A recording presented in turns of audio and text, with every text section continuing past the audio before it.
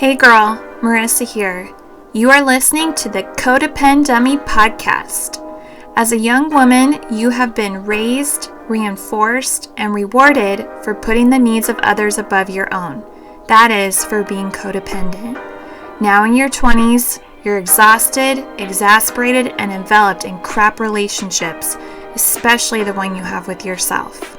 This podcast is to help you undo all that so you can stop playing small and start taking up space, you dummy. Let's get to it. Hey. I am beyond excited for you to hear today's episode all about codependency and infidelity. Be sure to stay tuned till the very end for two exciting announcements. One about next week's episode, and another about some giveaways from today's guest, Dr. Alsaleem. I will see you at the end. Enjoy. All right, today we have Dr. Talal Alsaleem. He is the creator of Systematic Affair Recovery Therapy, SART. He is an award-winning marriage counselor and researcher. He is the author of the acclaimed book, Infidelity, the Best Worst Thing That Could Happen to Your Marriage. I'm holding a copy for those who are listening. And he is the founder of the Infidelity Counseling Center. Dr. Alsaleem, welcome to the Codependent podcast.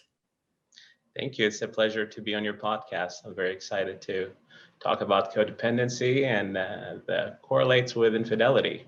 Yes, the correlates with infidelity because it is there. And before we touch on your book relating, let's try and build that bridge. So how do you define codependency? Well, I see codependency as a symbiotic relationship in which both partners are imprisoned by the desire to avoid growth and change.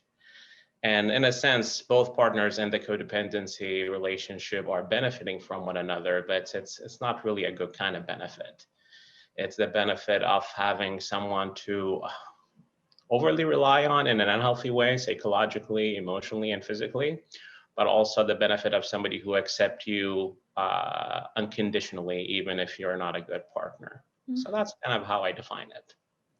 Symbiotic. And right, what stands out, avoiding growth and change, right? I mean, can you think of an example of a couple you've worked with or from pop culture? Sure. I mean, the classic example of a codependent relationship is what somebody who had attachment injury from growing up a family of origin. And they find somebody to be with, to depend on, and this individual happened not to be the best partner, somebody who takes, and the person who is dealing with the attachment issue is just happy to have this person in their life. So I don't get to have to work on my attachment issues, which will take a lot of time and effort to repair that damage in the past. And the other individual, they just have somebody who's just a captured audience. No matter what I do, you'll always be there. You always tell me how great and wonderful that I am. And I get to do all the things that I want to do with not much regard to your needs. Right.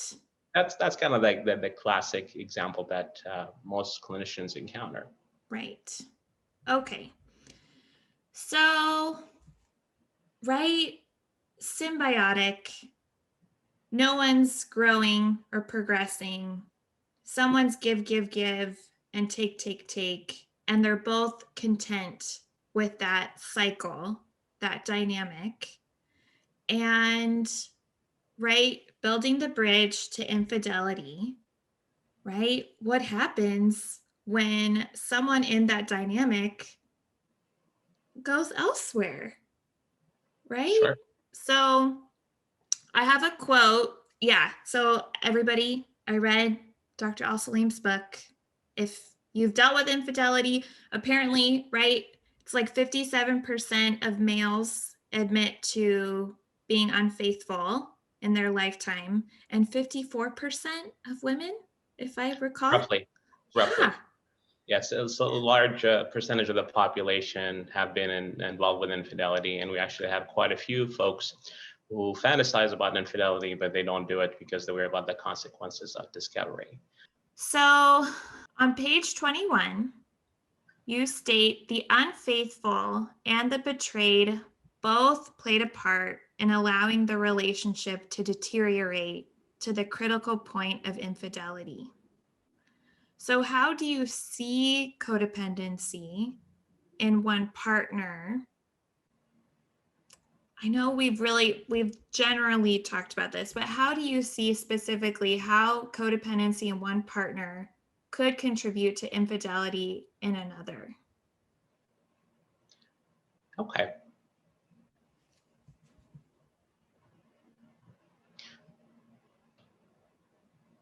So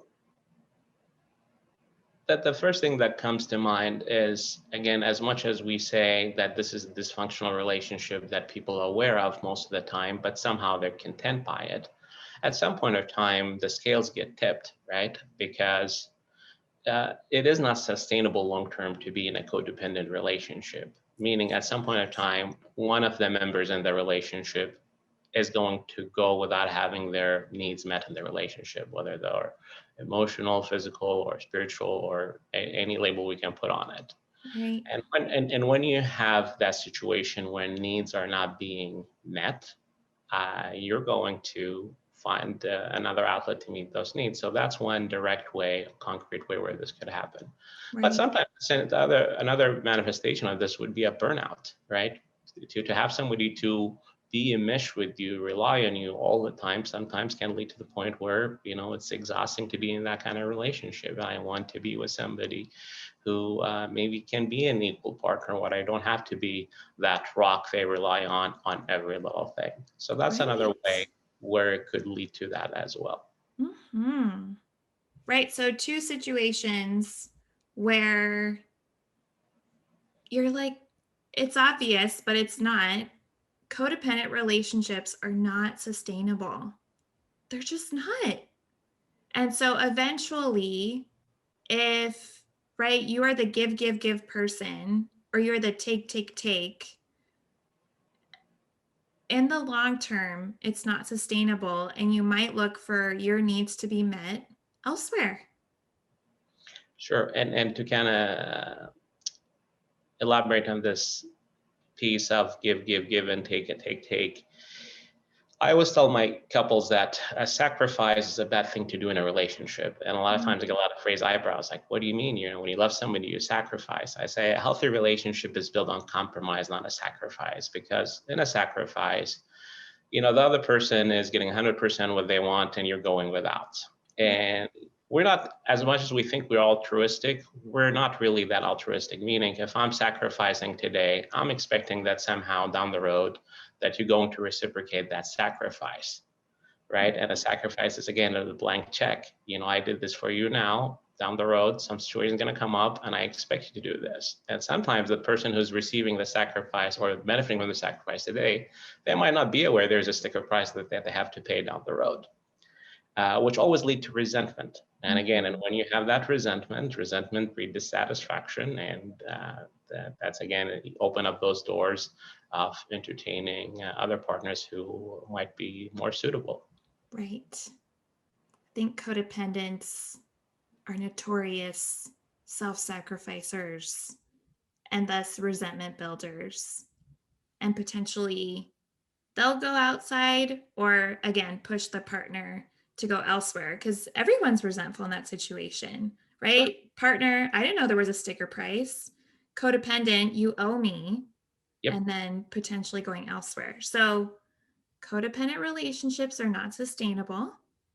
And then also burnout, right? If we keep with this cycle, eventually it's going to weigh too heavy. It's going to, right? The load is too heavy. We will get burnt out and potentially look elsewhere.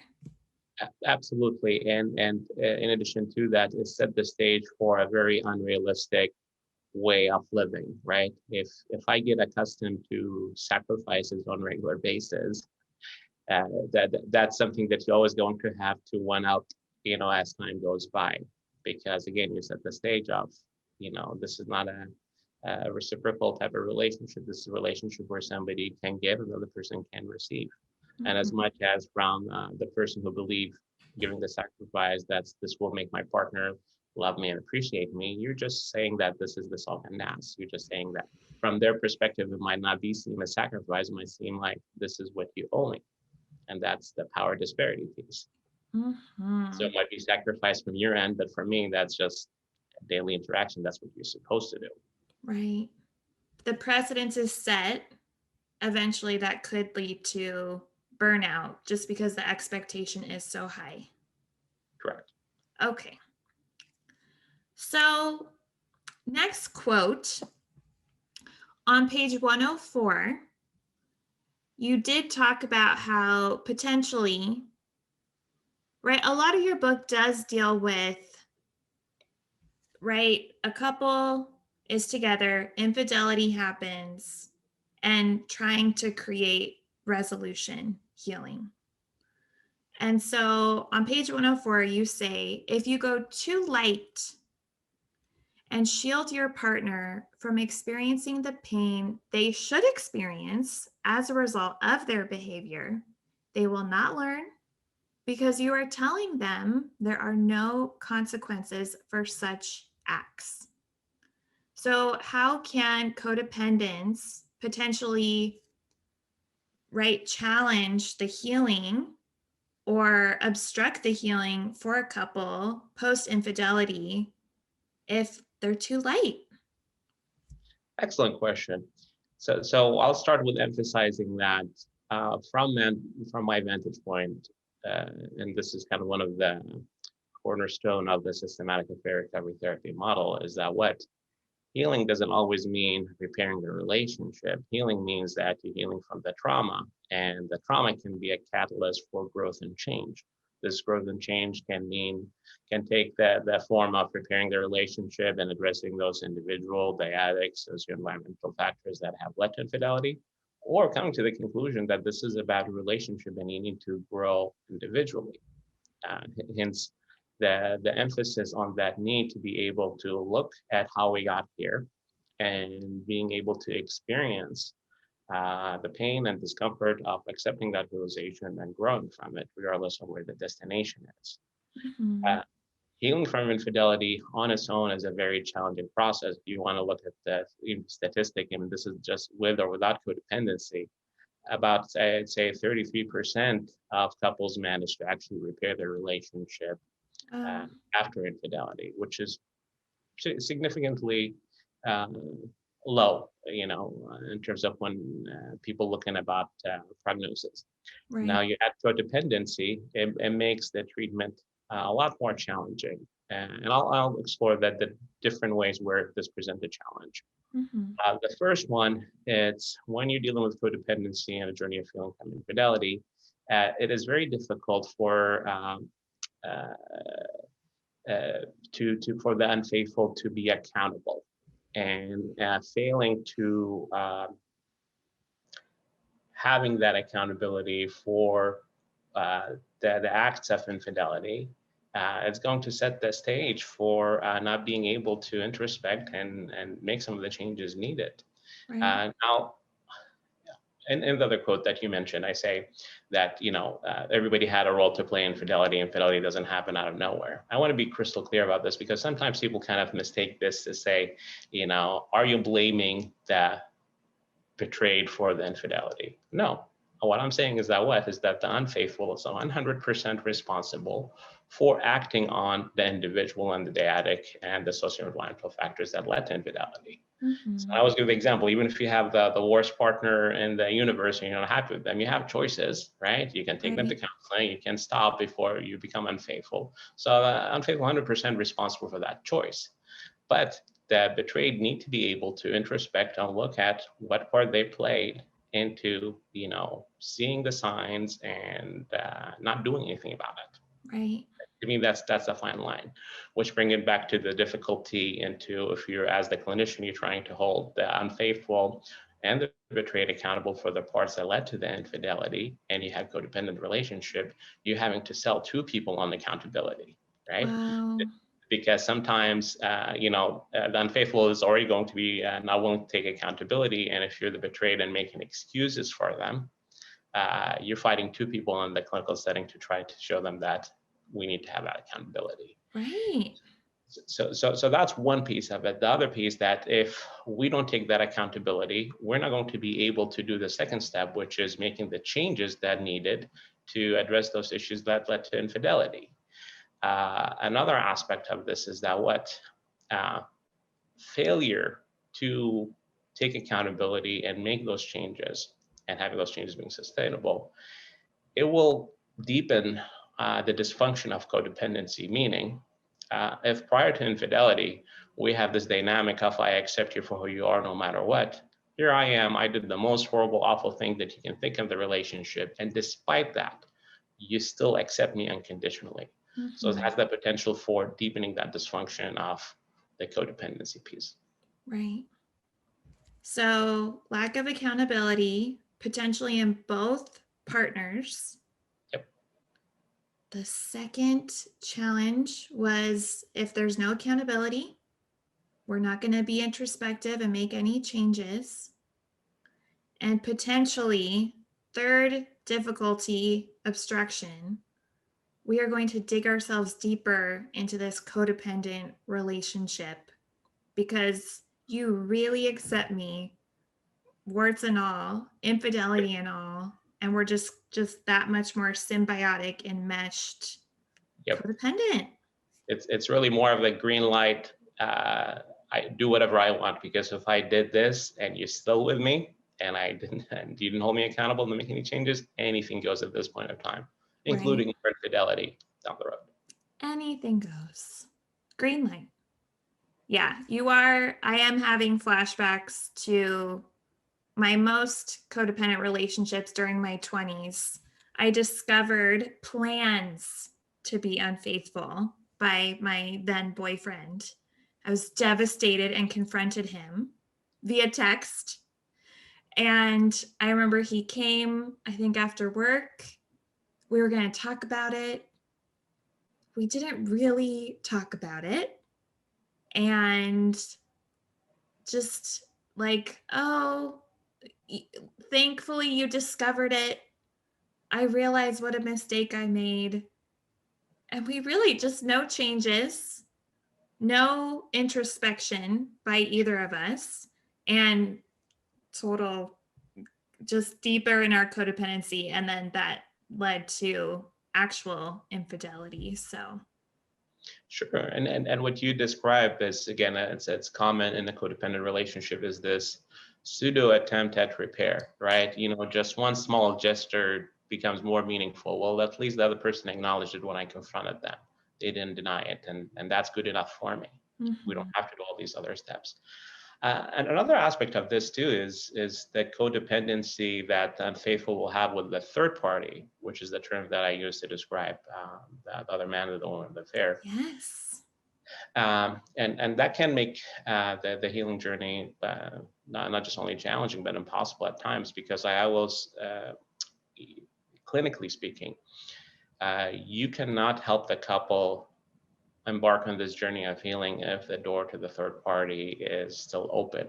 And this is regardless of whether they go to rebuild their relationship or end it, because they need to be able to focus on their relationship without the distraction of the third party. And now when you have an unfaithful who's codependent with the third party, you cannot do your job effectively as a clinician, because we don't have an environment that is conducive for healing. And also you're dealing with, every time this door being opened, the betrayed is being re-traumatized and in a sense experiencing a different betrayal. So that can be challenging. And why would the unfaithful be codependent with the third party? If we think about affairs, affairs are relationship proxies, which mean that it gives you this idealized version of what a relationship should be, an unrealistic idealized version. And that's why affairs tend to be very tempting to have as well as to continue is because, you're getting all the fun aspect of a relationship, but without the conflict. You're not, Right. worrying about taxes or raising kids or having all these daily life issues that comes with relationships. So the unfaithful might have a codependency with the betrayed. I'm sorry, the unfaithful can have the codependency with the third party simply because, they are attracted to this idealized version of a relationship. Mhm. And it's an escape from the codependent relationship that they're in, because as we have said before, really, codependent relationship leads to burnout. So here you have this escape. You have this third party who is going to be the rescuer, the one who will take you away from the struggle and dysfunction that you have in this relationship. But it's a two-dimensional relationship. It's like a movie prop. It may look like a house, but it really doesn't have any depth into it. Right.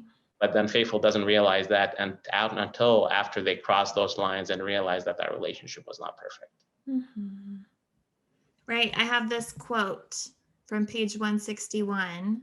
The struggle for the unfaithful manifests in the guilt about the unnecessary pain they have caused the third party because they got them to be emotionally involved.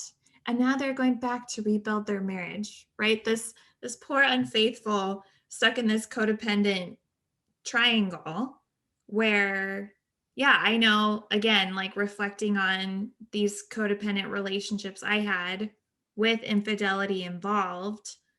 Yeah, my exes, they were so sensitive to these women. Sometimes it was his ex, which was so complicated.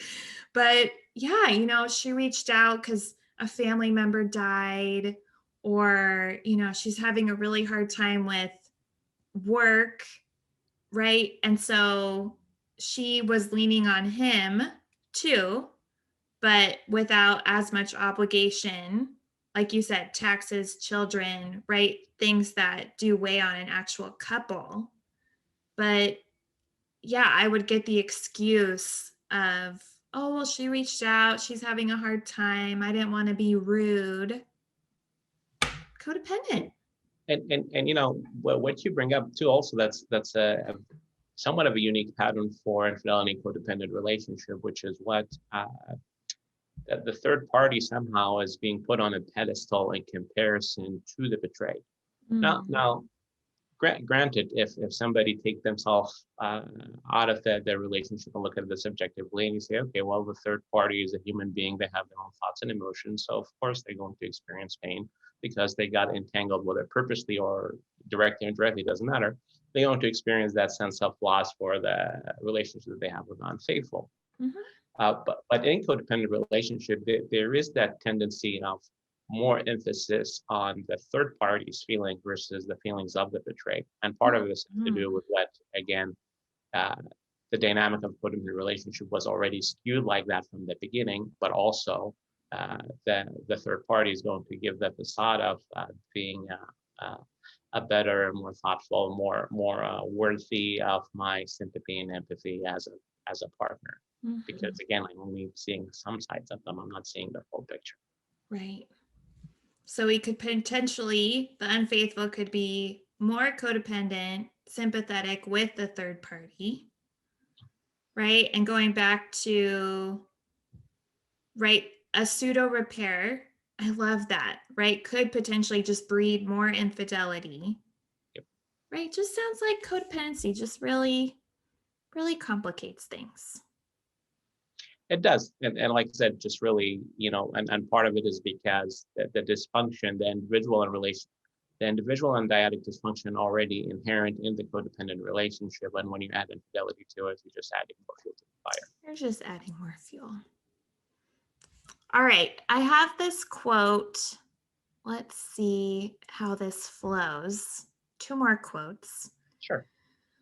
On page 164, the betrayed is afraid that if they don't forgive quickly or change the issues that led to the affair, then the unfaithful will decide to quit the efforts to rebuild. The observable manifestation of both of these fears is usually described as trying too hard or being too clingy. again, like, how do we forgive, but are really just doing what we can to keep our partner in our life no matter what? Yeah, so I always describe forgiveness as an act of redemption. And I don't mean that in a way that has a spiritual connotation. I really think that forgiveness is a process that the unfaithful has to go through for themselves. They have to forgive themselves, as well as they have to reach that forgiveness from the betrayed. And it's something that should be earned versus just granted willy-nilly. And the only way to earn that is by seeing actual signs of change of the things that led to the affair in the first place. So, and again, and that's why the narrative of the infidelity is crucial for recovery, and being able to have both the unfaithful and betrayed to agree, say, yes, these are the reasons that led to it, and to see the unfaithful actually showcase the right emotions as a result of that understanding, and then seeing actual change.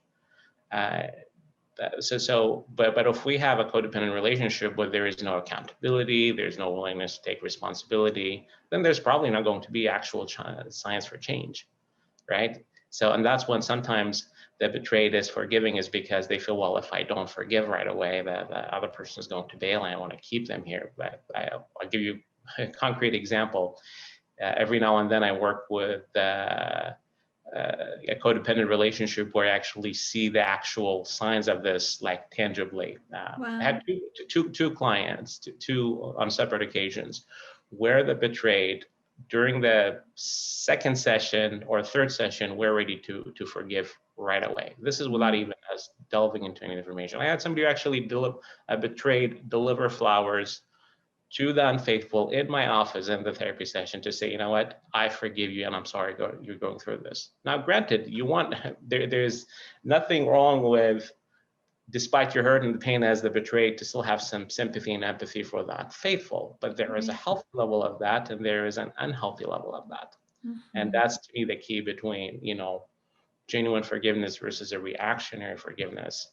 And the one that's reactionary, it does not stick because it's a sandcastle. It doesn't have any substance. Right. Versus the one that's actually concrete, built on actual observation and understanding of the things that went wrong and seeing signs of fixing those things.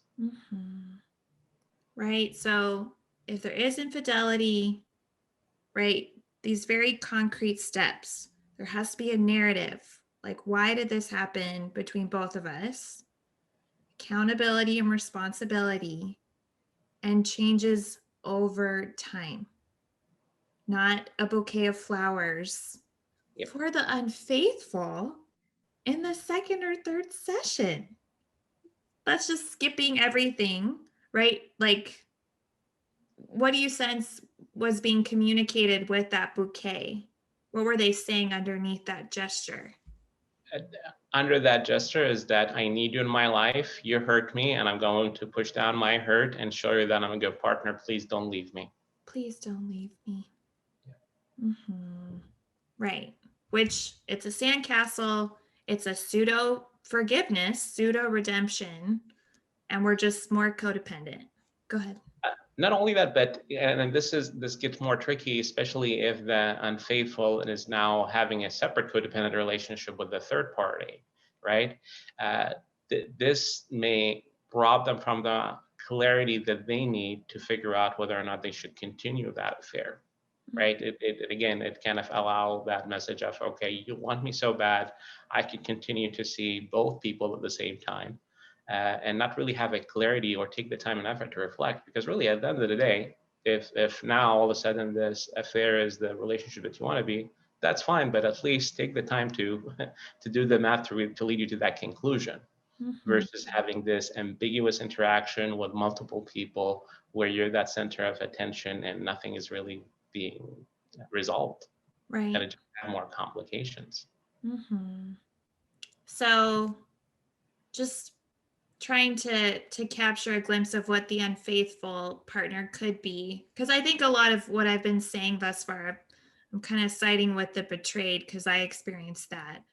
But the unfaithful potentially could have a partner who's codependent, and that could have led him or her to look elsewhere. They could form a relationship with a third party, become codependent and so thoughtful and sympathetic of them.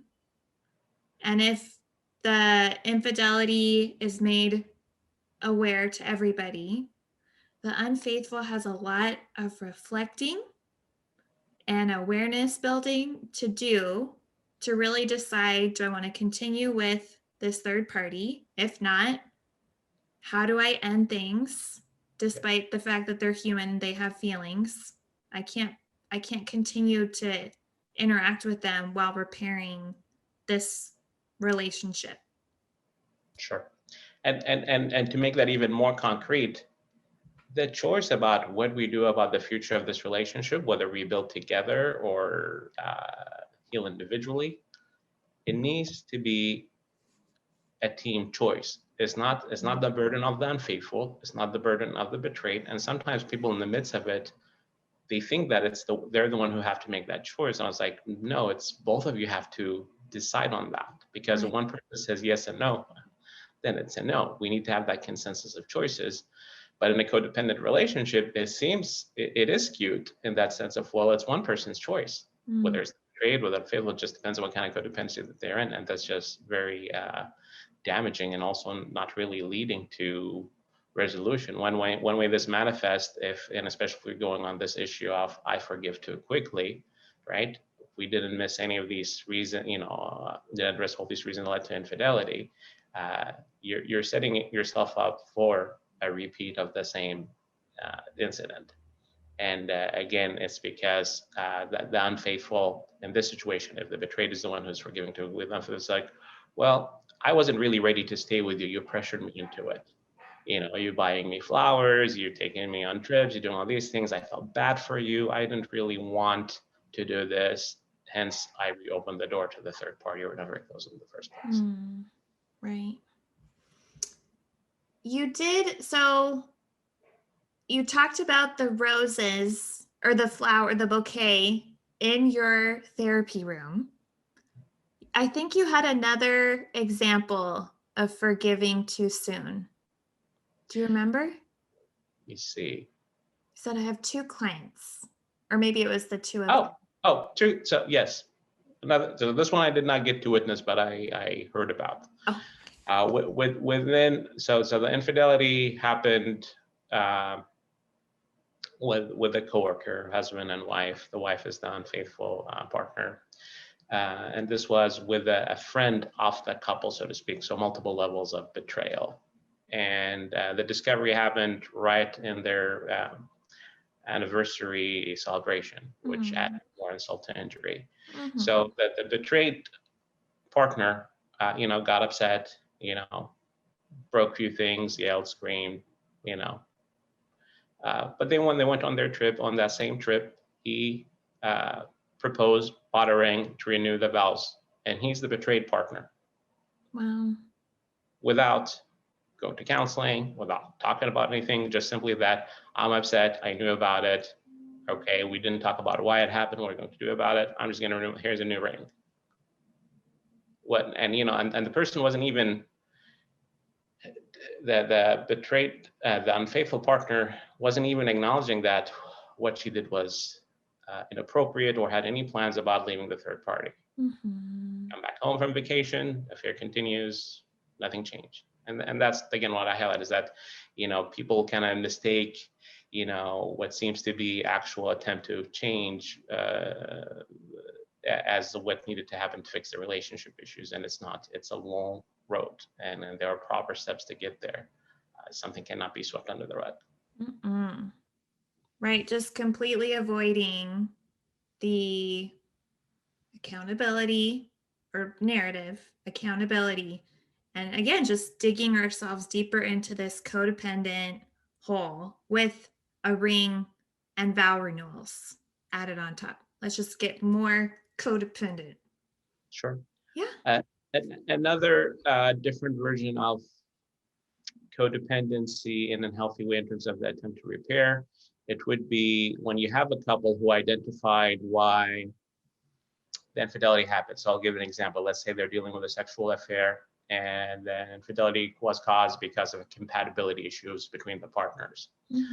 One person is vanilla, the person identify as somebody on the kink, and let's say the unfaithful is the one who had an affair with somebody who's like-minded sexually, right? Now all of a sudden you have the betrayed who is vanilla and happy and content being vanilla, trying to be somebody that who they are not. There's a difference between changing something that needs to be changed versus being somebody who you're not authentically who you are.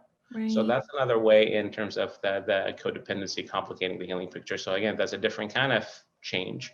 It may appear that, okay, yes, I can be compatible, I can be what you want, when in reality the person is struggling internally and denying who they are.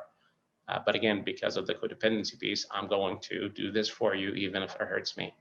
Or let's say the relationship was monogamous, and now all of a sudden the unfaithful want to pitch poly, right? And now the betrayed might not be on board because that's not fundamentally who they are. There's nothing wrong with poly if it's done appropriately, but now they're forcing themselves to be poly when in reality when they're not. Right. And it always causes all this damage long term because they're not being honest with themselves. Right. Damage long term. This is not sustainable. Absolutely. Okay. Last question. On page 46, I think this is going to be a nice summary. You wrote, when needs are not being fulfilled in a committed relationship, the right thing to do is to figure out what needs are not being met and what barriers are preventing those needs from being met. This translates into a lot of soul searching to figure out what's missing, why it's missing, and what needs to be done to fix it. Right? Just reading that sounds like a lot of work. But being codependent is exhausting, right? Denying yourself, right? Being in a poly relationship if you don't want to, like doing kink because your partner wants to, but it's just completely, you're vanilla, you like vanilla. And so how come you sense, right, as a therapist in the healing that you have seen, why is the soul searching worth it? Well, the simplest answer I can give is like the difference between having a sustainable source of energy or source of energy where you always have to continue to work hard at, right? Like, when you give the example of a codependent relationship, you're doing the work, you're doing a lot of work on both ends, regardless of who's on the giving or the receiving end. It is effort, it's a wrong kind of effort, and it never gets you what you want, right? The level of satisfaction is, missing most of the time. The best that you can do may be the absence of conflict at times, but in reality, nothing's being fixed. So you're working internally for something that will never be achieved. Why not take the time to do that work and actually have something that's sustainable, have something that's healthy, have something that, you will monitor, because relationships are work in general. It doesn't matter how perfect relationship that you are, but it's a different kind of work, right? You're working to grow and maintain versus something where you're always having to fix.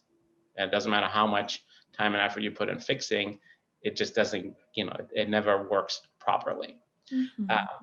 But again, the challenge here is what? Because when we're talking about needs, what I'm describing is that that's not something people should only do in their relationship. That's something that we should do before we even enter relationships. Right. And part of the challenge here for the codependent relationship is that sense of self, where do I begin and where do I end with the partner, is enmeshed, I'm blurred. So it's going to be difficult. A lot of times I hear people, whether it's the unfaithful or the betrayed, but morally the unfaithful in a codependent relationship, sometimes say, well, I didn't even know I had this need missing for me because I didn't know. And how do you fix something that you don't know about? Right. And when you're, robbed from that opportunity, whether by yourself or by your partner enabling you, you're not going to have that introspection. You're not going to address those issues or identify those issues that eventually can lead to infidelity, which means that they stay unchecked. So infidelity could be the best worst thing that could happen Because then, right, you are prescribing introspection, creating that narrative, and then making those changes because it's not sustainable. We've blown up the relationship, and now potentially we could rebuild something amazing. Absolutely. And I always have to clarify my title. I always tell people I'm not prescribing infidelity as a remedy to fix your relationship. No. I'm saying simply highlighting as what infidelity is. Like I was going to imagine, like a heart attack. We all know we need to eat better and exercise. But most of us don't really take these things seriously until something bad happened, like a heart attack. Right. That forces us to really introspect and actually change. And because we have something major happen. So infidelity is that crisis. It's like that wake up call, like something is really wrong in your relationship. Something is really wrong in your life. And it's an opportunity that has a silver lining, which means that you could either fix those issues and repair the relationship and make it better than it was, or realize that this is a relationship that I need to end. Right. So either way, it can be that catalyst for change and growth. And I think, and I always kind of tell this for clinicians that I train as well as the clients before I take them on, is that you have to see healing as something that could lead to repairing or an individual journey, even if that's what you want. Even if you want to rebuild the relationship, I'm an advocate if that's something that's in the cards for you, right? But you cannot just say I will have to rebuild because there's no other choice. You have to entertain all choices and choose the healthier option for you and your partner.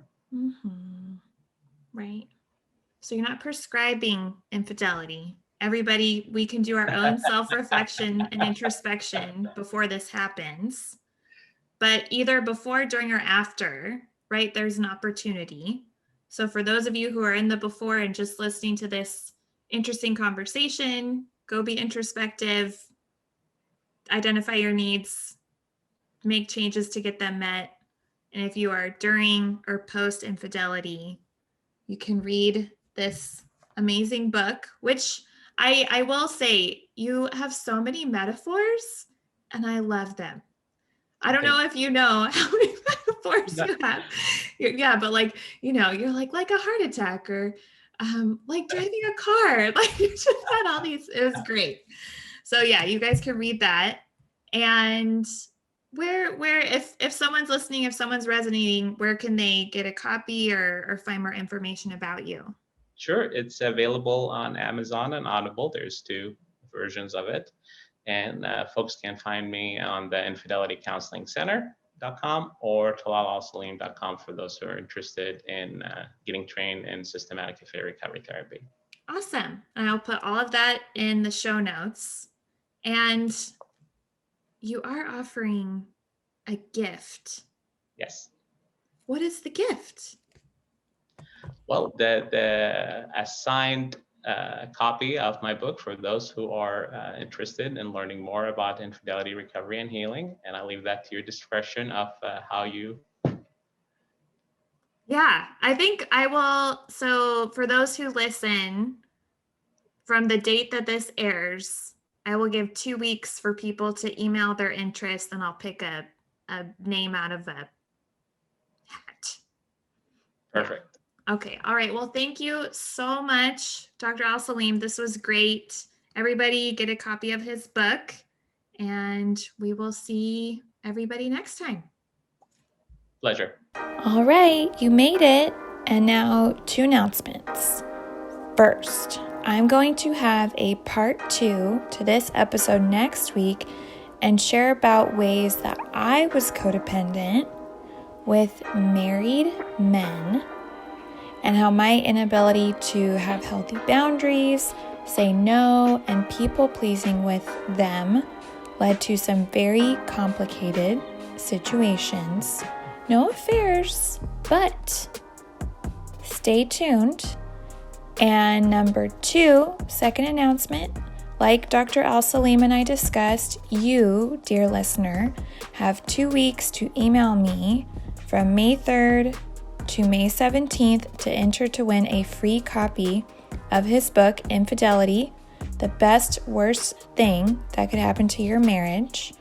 And also, he is offering a single 25% off coupon for the level 1 online training of his systematic affairs recovery therapy for a lucky therapist. First come, first serve. So I will email the code to the first therapist who contacts me. All right. Be sure to follow me at Codependent on Instagram, and I'm also on TikTok for highlights, quotes, and information to help with your healing from codependency. And remember, my little codependent dummy, if you are feeling unseen, I see you. If you are feeling unheard, I hear you. And if you think that you don't matter, know that you matter to me. This is Marissa Escobel, your hostess mostess. I will see you next week. You're still here?